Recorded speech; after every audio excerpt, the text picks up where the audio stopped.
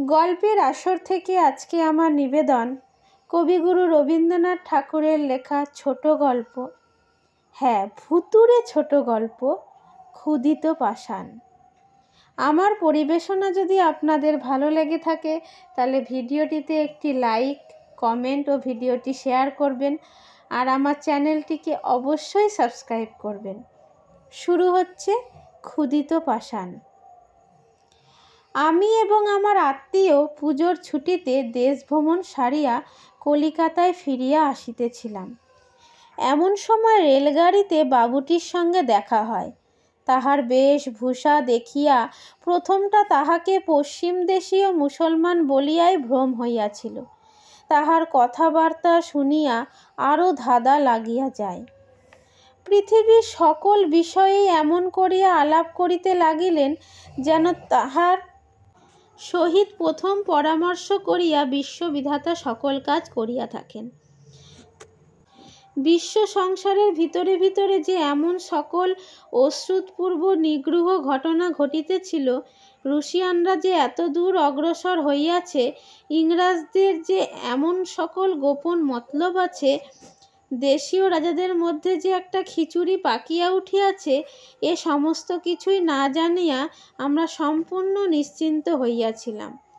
আমাদের নবপরিচিত আলাপিটি ঈষৎ হাসিয়া কহিলেন, "There happen more things in heaven and earth, Horatio, than are reported in your newspapers."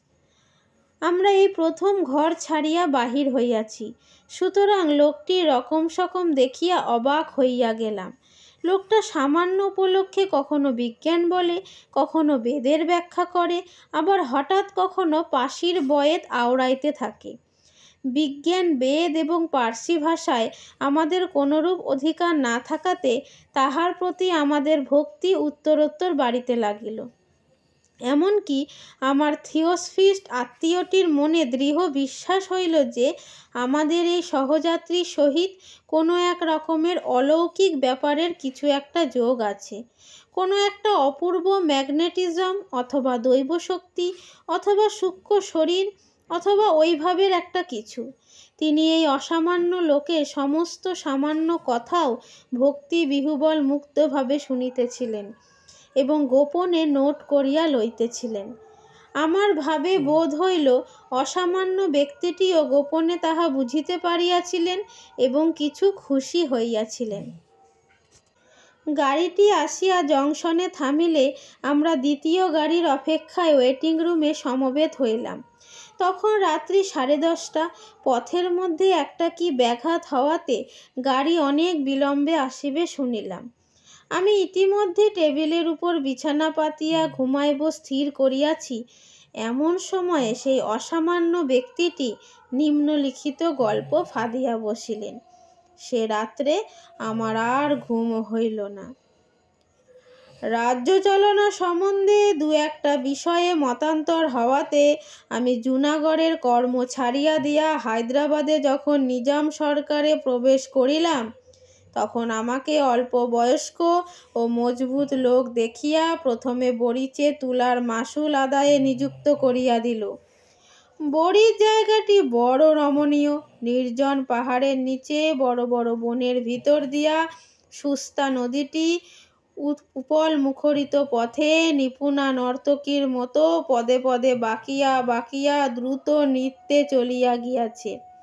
ঠিক সেই নদীর ধারেই পাথর বাঁধানো 150 সোপানময় অচ্যুত ঘাটের উপর একটি শ্বেত প্রস্তরের প্রাসাদ শৈলপদমূলে একাকী দাঁড়াইয়া আছে। নিকটে কোথাও লোকালয় নাই। বরিচে তুলার হাট এবং গ্রাম এখান হইতে দূরে। প্রায় 250 বৎসর পূর্বে দ্বিতীয় সামুদ ভোগবিলাসের জন্য প্রাসাদটি এই নির্জন স্থানে নির্মাণ করিয়াছিলেন। তখন হইতে শানশালার ফোয়ারার মুখ হইতে গোলাপগন্ধি জলধারা উৎক্ষিপ্ত হইতে থাকিত এবং সেই শিকড় শীতল নিভৃত গৃহের মধ্যে মর্মর খচিত স্নিগ্ধ শিলাসনে বসিয়া কোমল নগ্ন পদপল্লব জলাশয়ের নির্মল জলরাশির মধ্যে প্রসারিত করিয়া তরুণী পারসিক রমণীগণ স্নানের পূর্বে কেশ মুক্ত করিয়া সেতার কোলে দাক্ষাবনের গজল গান করিত। এখন আর সে ফোয়ারা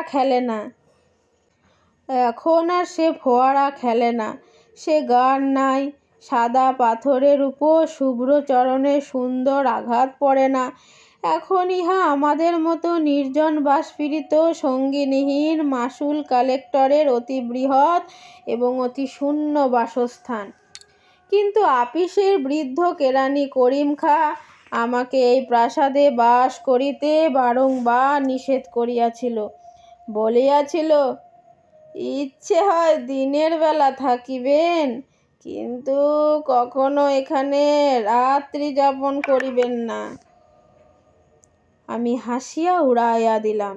ভৃত্যেরা বলিল, সন্ধ্যা পর্যন্ত কাজ করিবে, কিন্তু রাত্রে এখানে থাকিবে না। আমি বলিলাম, তথাস্তু। এ বাড়ির এমন বদনাম ছিল যে রাত্রে চোরও এখানে আসিতে সাহস করিত না।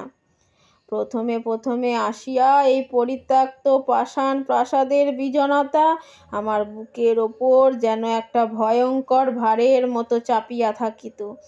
আমি যতটা পারিতাম বাহিরে থাকিয়া অবিশ্রাম কাজকর্ম করিয়া রাত্রে ঘরে ফিরিয়া শ্রান্ত দেহে নিদ্রা দিতাম। কিন্তু সপ্তাহখানেক না যাইতেই বাড়িটার এক অপূর্ব নেশা আমাকে ক্রমশ আক্রমণ করিয়া ধরিতে লাগিল। আমার সে অবস্থা বর্ণনা করাও কঠিন এবং সে কথা লোককে বিশ্বাস করানোও শক্ত। সমস্ত বাড়িটা একটা সজীব পদার্থের মতো আমাকে তাহার জঠরস্থ মোহরসে অল্পে অল্পে যেন জীর্ণ করিতে লাগিল। বোধহয় এ বাড়িতে পদার্পণ মাত্রেই এই প্রক্রিয়ার আরম্ভ হইয়াছিল। কিন্তু আমি যেদিন সচেতনভাবে প্রথম ইহার সূত্রপাত অনুভব করি, সেদিনকার কথা আমার স্পষ্ট মনে আছে। তখন গ্রীষ্মকালের আরম্ভে বাজার নরম, আমার হাতে কোনো কাজ ছিল না। সূর্যাস্তের কিছু পূর্বে আমি সেই নদী তীরে ঘাটের নিম্নতলে একটা আরাম কেদার লইয়া বসিয়া আছি। তখন উস্তা নদী শীর্ষ হইয়া আসিয়াছে, ওপারে অনেকখানি বালুতট অপরাহ্নের আভায় রঙিন হইয়া উঠিয়াছে। এপারে ঘাটে সোপানমূলে স্বচ্ছ অগভীর জলের তলে নুড়িগুলি ঝিকঝিক করিতেছে। সেদিন কোথাও বাতাস ছিল না। নিকটের পাহাড়ে বনতুলসী, পুদিনা ও মৌরির জঙ্গল হইতে একটা ঘন সুগন্ধ উঠিয়া স্থির আকাশকে ভারাক্রান্ত করিয়া রাখিয়াছিল। সূর্য যখন গিরিশিখরের অন্তরালে অবতীর্ণ হইল, তৎক্ষণাৎ দিবসের নাট্যশালায় একটা দীর্ঘ ছায়া যবনিকা পড়িয়া গেল। এখানে পর্বতের ব্যবধান থাকাতে সূর্যাস্তের সময় আলো আঁধারের সম্মিলন অধিকক্ষণ স্থায়ী হয় না। ঘোড়ায় চড়িয়া একবার ছুটিয়া বেড়াইয়া আসিব মনে করিয়া উঠিব করিতেছি, এমন সময়ে সিঁড়িতে পায়ের শব্দ শুনিতে পাইলাম। পিছনে ফিরিয়াই দেখিলাম কেহ নাই। ইন্দ্রিয়ের ভ্রম মনে করিয়া পুনরায় ফিরিয়া বসিতেই একেবারে অনেকগুলি পায়ের শব্দ শোনা গেল, যেন অনেকে মিলিয়া ছুটাছুটি করিয়া নামিয়া আসিতেছে। ঈষৎ ভয়ের সহিত এক অপরূপ পুলক মিশ্রিত হইয়া আমার সর্বাঙ্গ পরিপূর্ণ করিয়া তুলিল। যদিও আমার সম্মুখে কোনো মূর্তি ছিল না, তথাপি স্পষ্ট প্রত্যক্ষবৎ মনে হইল যে এই গ্রীষ্মের সায়াহ্নে একদল প্রমথ চঞ্চল নারী সুস্তার জলের মধ্যে স্নান করিতে নামিয়াছে। যদিও সেই সন্ধ্যাকালে নিস্তব্ধ গিরিতটে, নদী তীরে, নির্জন প্রাসাদে কোথাও কিছু মাত্র শব্দ ছিল না, তথাপি আমি যেন স্পষ্ট শুনিতে পাইলাম নির্ঝরের শতধারার মতো সকৌতুক কল্লোহাস্যের সহিত পরস্পরে দ্রুত অনুধাবন করিয়া আমার পার্শ্ব দিয়া শরণার্থীরা চলিয়া গেল। আমাকে যেন লক্ষ্য করিল না। তাহারা যেমন আমার নিকট অদৃশ্য, আমিও যেন সেইরূপ তাহাদের নিকট অদৃশ্য। নদী পূর্ববৎ স্থির ছিল, কিন্তু আমার নিকট স্পষ্ট বোধ হইল স্বচ্ছ তোয়ার অগভীর স্রোত অনেকগুলি বলয় সিঞ্জিত বাহুবিক্ষেপে বিক্ষুব্ধ হইয়া উঠিয়াছে। হাসিয়া হাসিয়া সখীগণ পরস্পরের গায়ে জল ছুঁড়িয়া মারিতেছে এবং সন্তরণকারীদের পদাঘাতে জলবিন্দু রাশি মুক্ত মুষ্টির মতো আকাশে ছিটিয়া পড়িতেছে। আমার বক্ষের মধ্যে এক প্রকার কম্পন হইতে লাগিল। সে উত্তেজনা ভয়ের কি আনন্দের কি কৌতূহলের ঠিক বলিতে পারি না। বড় ইচ্ছা হইতে লাগিল ভালো করিয়া দেখি, কিন্তু সম্মুখে দেখিবার কিছুই ছিল না। মনে হইল ভালো করিয়া কান পাতিলেই উহাদের কথা সমস্ত স্পষ্ট শোনা যাইবে, কিন্তু একান্ত মনে কান পাতিয়া কেবল অরণ্যের ঝিল্লি রব শোনা যায়। মনে হইল ২৫০ বৎসরের কৃষ্ণবর্ণ যবনিকা ঠিক আমার সম্মুখে দুলিতেছে। ভয়ে ভয়ে একটি ধার তুলিয়া ভিতরে দৃষ্টিপাত করি। সেখানে বৃহৎ সভা বসিয়াছে, কিন্তু গাঢ় অন্ধকারে কিছুই দেখা যায় না। হঠাৎ গুমট ভাঙিয়া হু হু করিয়া একটা বাতাস দিল। সুস্থা স্থির জলতল দেখিতে দেখিতে অপ্সরীর কেশদামের মতো কুঞ্চিত হইয়া উঠিল এবং সন্ধ্যা ছায়াচ্ছন্ন সমস্ত বনভূমি এক মুহূর্তে একসঙ্গে মর্মধ্বনি করিয়া যেন দুঃস্বপ্ন হইতে জাগিয়া উঠিল। স্বপ্নই বলো আর সত্যই বলো, ২৫০ বৎসরের অতীত ক্ষেত্র হইতে প্রতিফলিত হইয়া আমার সম্মুখে যে এক অদৃশ্য মরীচিকা অবতীর্ণ হইয়াছিল, তাহা চকিতের মধ্যে অন্তর্হিত হইল। যে মায়াময়ীরা আমার গায়ের উপর দিয়া দেহহীন দ্রুত পদে শব্দহীন উচ্চ কলহাস্যে ছুটিয়া সুস্তা জলের উপর গিয়া ঝাঁপ দিয়া পড়িয়াছিল, তাহারা সিক্ত অঞ্চল হইতে জল নিষ্কাশন করিতে করিতে আমার পাশ দিয়া উঠিয়া গেল না। বাতাসে যেমন করিয়া গন্ধ উড়াইয়া লইয়া যায়, বসন্তের এক নিঃশ্বাসে তাহারা তেমনি করিয়া উড়িয়া চলিয়া গেল। তখন আমার বড় আশঙ্কা হইল যে হঠাৎ বুঝি নির্জন পাইয়া কবিতা দেবী আমার স্কন্ধে আসিয়া ভর করিলেন। আমি বেচারা তুলার মাসুল আদায় করিয়া খাটিয়া খাই, সর্বনাশিনী এইবার বুঝি আমার মুণ্ডুপাত করিতে আসিলেন। ভাবিলাম ভালো করিয়া আহার করিতে হইবে, শূন্য উদরেই সকল পোকা দুরারোগ্য রোগ আসিয়া চাপিয়া ধরে। আমার পাচকটিকে ডাকিয়া প্রচুর ঘৃতপক্ষ মশলা সুগন্ধি রীতিমতো মোগলাই খানার হুকুম করিলাম। পরদিন প্রাতঃকালে সমস্ত ব্যাপারটি পরম হাস্যজনক বলিয়া বোধ হইল। আনন্দ মনে সাহেবের মতো শোলা টুপি পরিয়া নিজের হাতে গাড়ি হাঁকাইয়া গড় গড় শব্দে আপন তদন্ত কার্যে চলিয়া গেলাম। সেদিন ত্রৈমাসিক রিপোর্টে লিখিবার দিন থাকাতে বিলম্বে বাড়ি ফিরিবার কথা, কিন্তু সন্ধ্যা হইতে না হইতেই আমাকে বাড়ির দিকে টানিতে লাগিল। কে টানিতে লাগিল বলিতে পারি না, কিন্তু মনে হইল আর বিলম্ব করা উচিত হয় না। মনে হইল সকলে বসিয়া আছে। রিপোর্ট অসমাপ্ত রাখিয়া শোলার টুপি মাথায় দিয়া সেই সন্ধ্যা ধূসর তরুচ্ছায়া ঘন নির্জন পথ রথচক্র শব্দে সচকিত করিয়া সেই অন্ধকার শৈলাতবর্তী নিস্তব্ধ প্রকাণ্ড প্রাসাদে গিয়া উত্তীর্ণ হইলাম। সিঁড়ির উপরে সম্মুখের ঘরটি অতি বৃহৎ। ৩ সারি বড় বড় থামের উপর কারুকার্য খচিত খিলানে বিস্তীর্ণ ছাদ ধরিয়া রাখিয়াছে। এই প্রকাণ্ড ঘরটি আপনার বিপুল শূন্যতা ভরে অহর্নিশি গম গম করিতে থাকে। সেদিন সন্ধ্যার প্রাক্কালে তখনও প্রদীপ জ্বালানো হয় নাই। দরজা ঠেলিয়া আমি সেই বৃহৎ ঘরে যেমন প্রবেশ করিলাম, অমনি মনে হইল ঘরের মধ্যে যেন ভারী একটা বিপ্লব বাধিয়া গেল। যেন হঠাৎ সভা ভঙ্গ করিয়া চারিদিকে দরজা জানলা ঘর পথ বারান্দা দিয়া কে কোন দিকে পলাইল তাহার ঠিকানা নাই। আমি কোথাও কিছু না দেখিতে পাইয়া অবাক হইয়া দাঁড়াইয়া রহিলাম। শরীর এক প্রকার আবেশে রোমাঞ্চিত হইয়া উঠিল, যেন বহু দিবসে লুপ্তাবশিষ্ট মাথা ঘষা ও আতরের মৃদু গন্ধ আমার নাসার মধ্যে প্রবেশ করিতে লাগিল। আমি সেই জনহীন প্রকাণ্ড ঘরের প্রাচীন প্রস্তর স্তম্ভ শ্রেণীর মাঝখানে দাঁড়াইয়া শুনিতে পাইলাম ঝরঝর শব্দে ফোয়ারা জল সাদা পাথরের উপরে আসিয়া পড়িতেছে। সেতারে কি সুর বাজিতেছে বুঝিতে পারিতেছি না। কোথাও বা স্বর্ণভূষণের সিঞ্জিত, কোথাও বা নূপুরের নিক্কণ, কখনো বা বৃহৎ তাম্র ঘণ্টায় প্রহর বাজিবার শব্দ, অতি দূরে নহবতের আলাপ, বাতাসে দোদুল্যমান ঝড়ের স্ফটিক দোলকগুলি ঠুনঠুন ধ্বনি, বারান্দা হইতে খাঁচার বুলবুলের গান, বাগান হইতে পোষা সারসের ডাক আমার চতুর্দিকে একটা প্রেতলোকের রাগিনী সৃষ্টি করিতে লাগিল। আমার এমন একটা মোহ উপস্থিত হইল, মনে হইল এই অস্পৃশ্য, অগম্য, অবাস্তব ব্যাপারই জগতে একমাত্র সত্য, আর সমস্তই মিথ্যা মরীচিকা।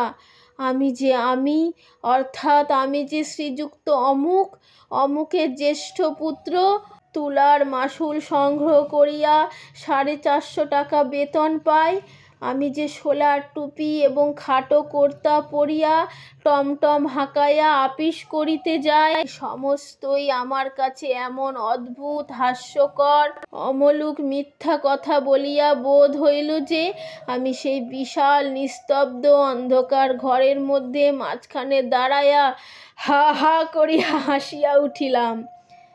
তখনই আমার মুসলমান ভৃত্য প্রজ্বলিত কেরোসিন ল্যাম্প হাতে করিয়া ঘরের মধ্যে প্রবেশ করিল। সে আমাকে পাগল মনে করিল কিনা জানি না, কিন্তু তৎক্ষণাৎ আমার স্মরণ হইল যে আমি অমুক চন্দ্রের জ্যেষ্ঠ পুত্র শ্রীযুক্ত অমুকনাথ বটে। ইহাও মনে করিলাম যে জগতের ভিতরে অথবা বাহিরে কোথাও অমূর্ত ফোয়ারা নিত্যকাল উৎসারিত অদৃশ্য অঙ্গুলির আঘাতে কোনো মায়া সেতারে অনন্ত রাগিনী ধ্বনিত হইতেছে। কি না তাহা আমাদের মহাকবি ও কবি বরেরাই বলিতে পারিবেন, কিন্তু একথা নিশ্চয় সত্য যে আমি বরিচের হাটে তুলার মাশুল আদায় করিয়া মাসে 450 টাকা বেতন লইয়া থাকি। তখন আবার আমার পূর্বক্ষণের অদ্ভুত মোহ স্মরণ করিয়া কেরোসিন প্রদীপ্ত ক্যাম্প টেবিলের কাছে খবরের কাগজ লইয়া সকৌতুকে হাসিতে লাগিলাম। খবরের কাগজ পড়িয়া এবং মোগলাই খানা খাইয়া একটি ক্ষুদ্র কোণের ঘরে প্রদীপ নিবাইয়া দিয়া বিছানায় গিয়া শয়ন করিলাম। আমার সম্মুখবর্তী খোলা জানলার ভিতর দিয়া অন্ধকার বনবেষ্টিত অরালি পর্বতের ঊর্ধ্বদেশের একটি অত্যুজ্জ্বল নক্ষত্র সহস্র কোটি যোজন দূর আকাশ হইতে সেই অতি তুচ্ছ ক্যাম্পখাটের উপর শ্রীযুক্ত মাশুল কালেক্টরকে এক দৃষ্টে নিরীক্ষণ করিয়া দেখিতেছিল। ইহাতে আমি বিস্ময় ও কৌতুক অনুভব করিতে করিতে যখন ঘুমাইয়া পড়িয়াছিলাম, বলিতে পারি না কতক্ষণ ঘুমাইয়াছিলাম তাহাও জানি না, সহসা এক সময় শিহরিয়া জাগিয়া উঠিলাম। ঘরে যে কোনো শব্দ হইয়াছিল তাহা নয়, কোনো যে লোক প্রবেশ করিয়াছিল তাহাও দেখিতে পাইলাম না। অন্ধকার পর্বতের উপর হইতে অনিমেষ নক্ষত্রটি অস্তমিত হইয়াছে এবং কৃষ্ণপক্ষের ক্ষীণ চন্দ্রালোক অনধিকার সংকুচিত শানভাবে আমার বাতানয়ন পথে প্রবেশ করিয়াছে। কোনো লোককেই দেখিলাম না, তবু যেন আমার স্পষ্ট মনে হইল কে যেন আমাকে আস্তে আস্তে ঠেলিতেছে। আমি জাগিয়া উঠিতেই সে কোনো কথা না বলিয়া কেবল যেন তাহার অঙ্গুরি খচিত 5 আঙুলের ইঙ্গিতে অতি সাবধানে তাহার অনুসরণ করিতে আদেশ করিল।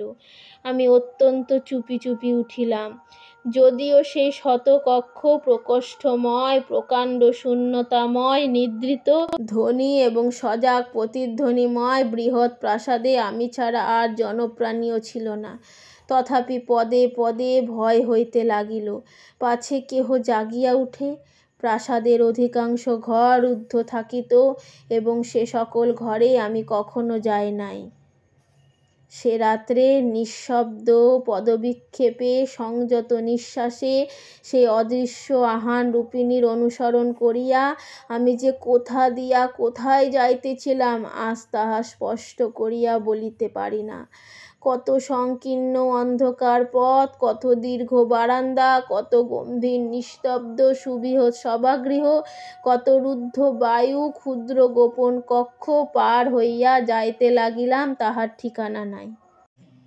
আমার অদৃশ্য দূতিটিকেও যদিও চক্ষে দেখতে পাই নাই, তথাপি তাহার মূর্তি আমার মনের অগোচর ছিল না। আরব রমণী ঝোলা আস্তিনের ভিতর দিয়া শ্বেত প্রস্তর চরিতবৎ কঠিন নিটল হস্ত দেখা যাইতেছে। টুপির প্রান্ত হইতে মুখের উপরে একটি সূক্ষ্ম বসনের আবরণ পড়িয়াছে, কটিবদ্ধে একটি বাঁকা ছুরি বাঁধা। আমার মনে হইল আরব্য উপন্যাসের একাধিক সহস্র রজনীর একটি রজনী আজ উপন্যাস লোক হইতে উড়িয়া আসিয়াছে।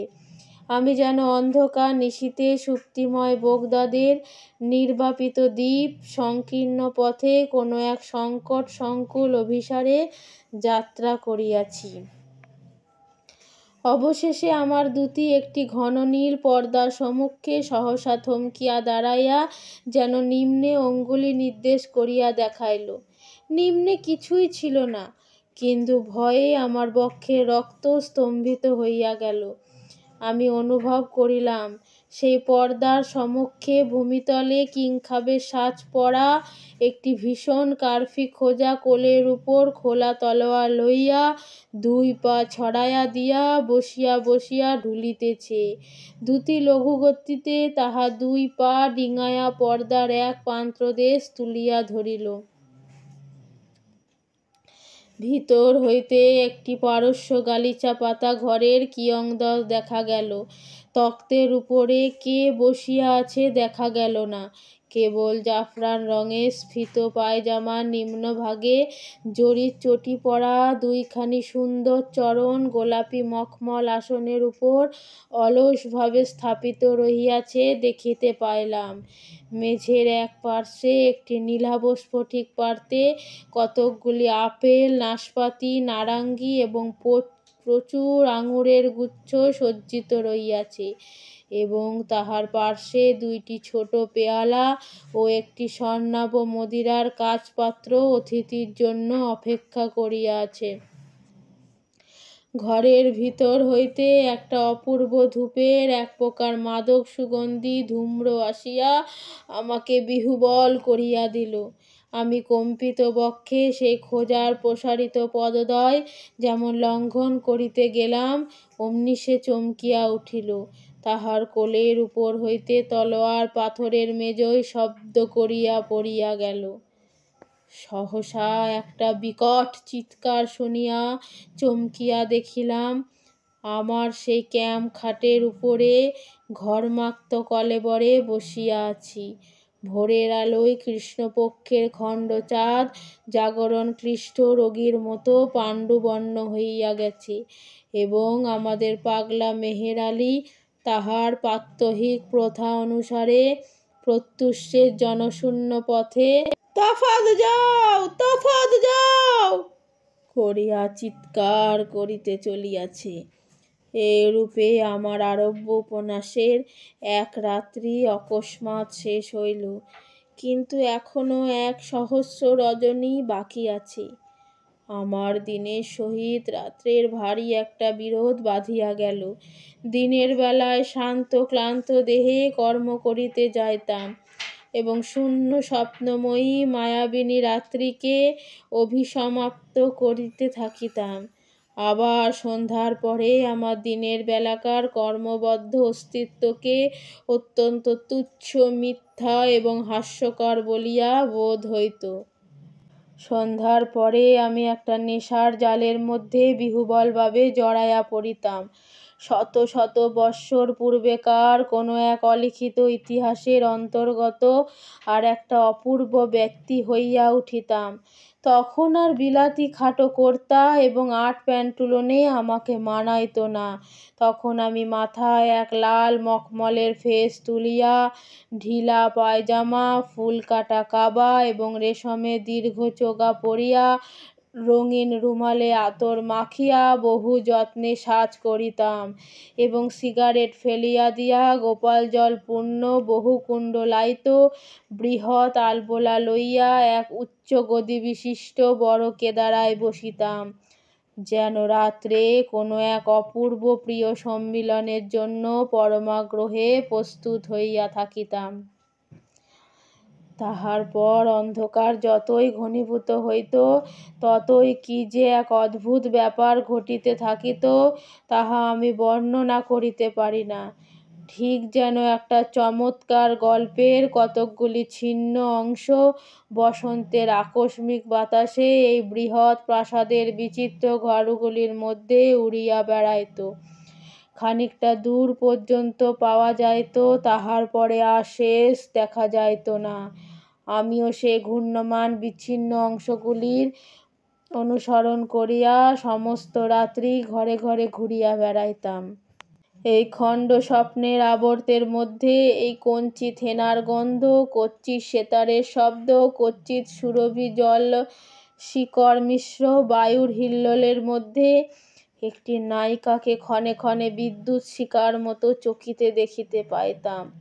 তাহারই জাফরান রঙের পায়জামা এবং দুটি শুভ্র রক্তিম কোমল পায়ে বক্র শীর্ষ জরির চটি পরা, বক্ষে অতি পিনহদ্য জরির ফুল কাটা কাচুলি আবদ্ধ, মাথায় একটি লাল টুপি এবং তাহা হইতে সোনার ঝালর ঝুলিয়া তাহার শুভ্র ললাট এবং কপোল বেষ্টন করিয়াছে, সে আমাকে পাগল করিয়া দিয়াছিল।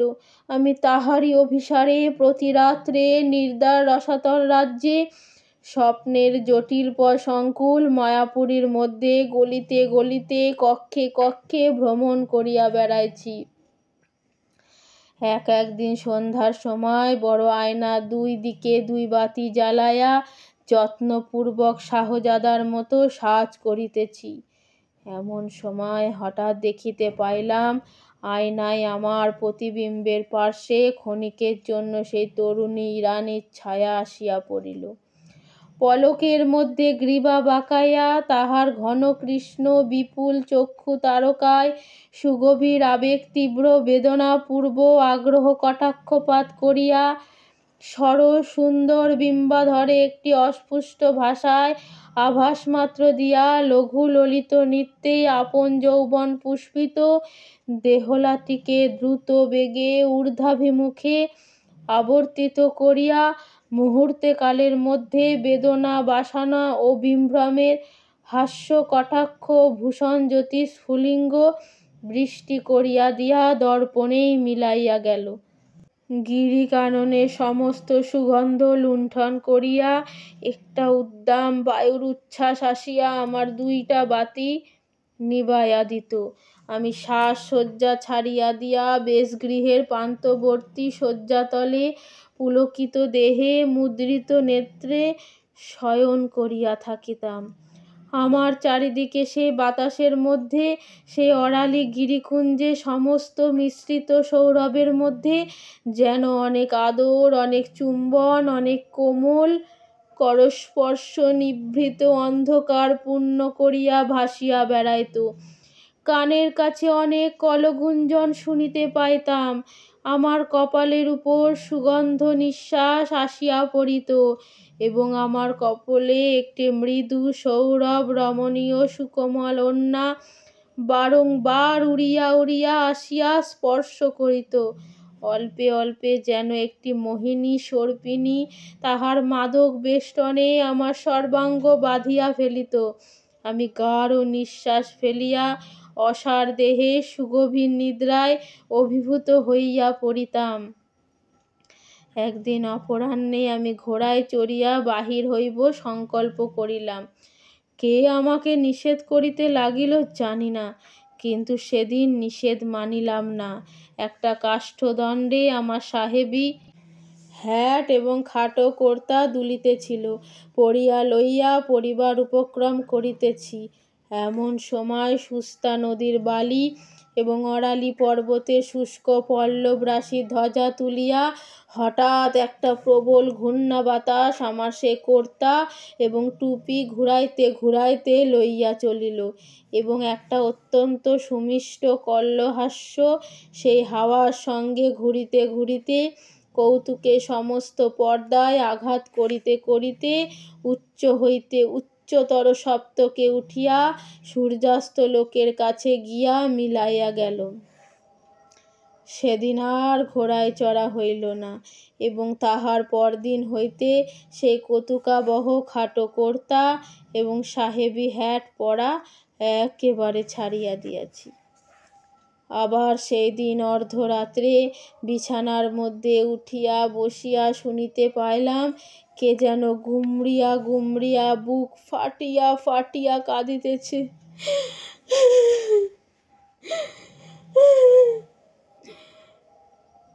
যেন আমার খাটের নিচে, মেঝের নিচে, এই বৃহৎ প্রাসাদের পাষাণ ভিত্তির তলবর্তী একটা আর্দ্র অন্ধকার গোড়ের ভিতর হইতে কাঁদিয়া কাঁদিয়া বলিতেছে, তুমি আমাকে উদ্ধার করিয়া লইয়া যাও।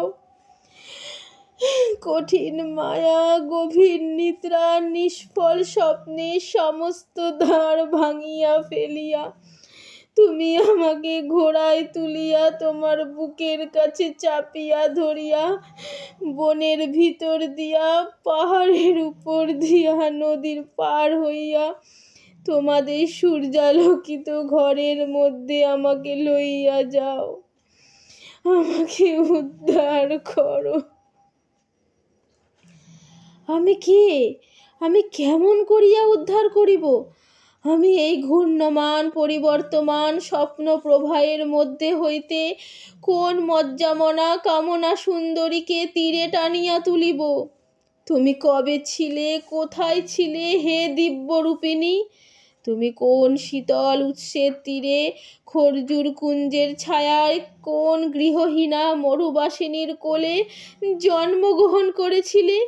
তোমাকে কোন বেদুইন দস্যু বনলতা হইতে পুষ্পকোরকের মতো মাতৃকোর হইতে ছিন্ন করিয়া বিদ্যুৎগ্রামী অশ্বের উপরে চড়াইয়া জ্বলন্ত বালুকারাশি পার হইয়া কোন রাজপুরী দাসীহাটে বিক্রয়ের জন্য লইয়া গিয়াছিল?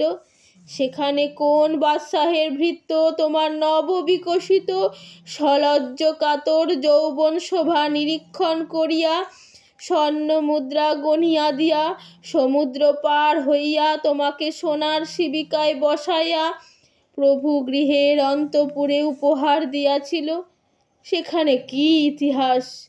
সেই সারঙ্গীর সঙ্গীত, নূপুরের নিক্কণ এবং সিরাজের সুবর্ণ মদিরার মধ্যে মধ্যে ছুরির ঝলক, বিষের জ্বালা, কটাক্ষের আঘাত, কি অসীম ঐশ্বর্য, কি অনন্ত কারাগার! দুই দিকে দুই দাসী বলয়ের হীরকে বিজুলি খেলাইয়া চামর দুলাইতেছে। শাহেনশা বাদশাহ শুভ্র চরণের তলে মণিমুক্তা খচিত পাদুকার কাছে লুটাইতেছে। বাহিরের দ্বারের কাছে যমদূতের মতো, হাফসি দেবদূতের মতো সাজ করিয়া খোলা তরোয়ার হাতে দাঁড়াইয়া। তাহার পরে সে রক্ত কলুষিত ঈর্ষাফেনিল ষড়যন্ত্র সংকুল ভীষণোজ্জ্বল ঐশ্বর্য প্রভায়ে ভাসমান হইয়া তুমি মরুভূমির পুষ্পমঞ্জুরি কোন নিষ্ঠুর মৃত্যুর মধ্যে অবতীর্ণ, অথবা কোন নিষ্ঠুরতর মহিমা তটে উৎক্ষিপ্ত হইয়াছিলে।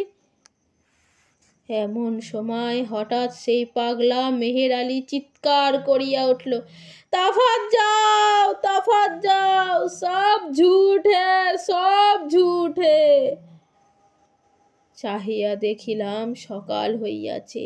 চাপরাশি ডাকের চিঠিপত্র লইয়া আমার হাতে দিল, এবং পাচক আসিয়া সেলাম করিয়া জিজ্ঞাসা করিল, আজ কিরূপখানা প্রস্তুত করিতে হইবে?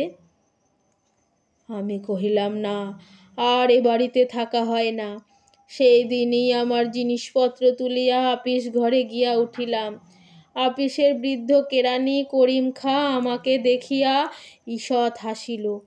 আমি তাহার হাসিতে বিরক্ত হইয়া কোনো উত্তর না করিয়া কাজ করিতে লাগিলাম। যত বিকাল হইয়া আসিতে লাগিল ততই অন্যমনস্ক হইতে লাগলাম। মনে হইতে লাগিল এখন কোথায় যাইবার আছে। তুলার হিসাব পরীক্ষার কাজটা নিতান্ত অনাবশ্যক মনে হইল। নিজামের নিজামত আমার কাছে বেশি কিছু বোধ হইল না।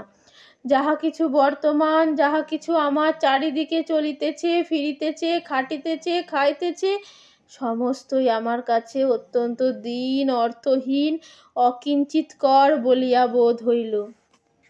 আমি কলম ছুঁড়িয়া ফেলিয়া বৃহৎ খাতা বন্ধ করিয়া তৎক্ষণাৎ টমটম চড়িয়া ছুটিলাম। দেখিলাম টমটম ঠিক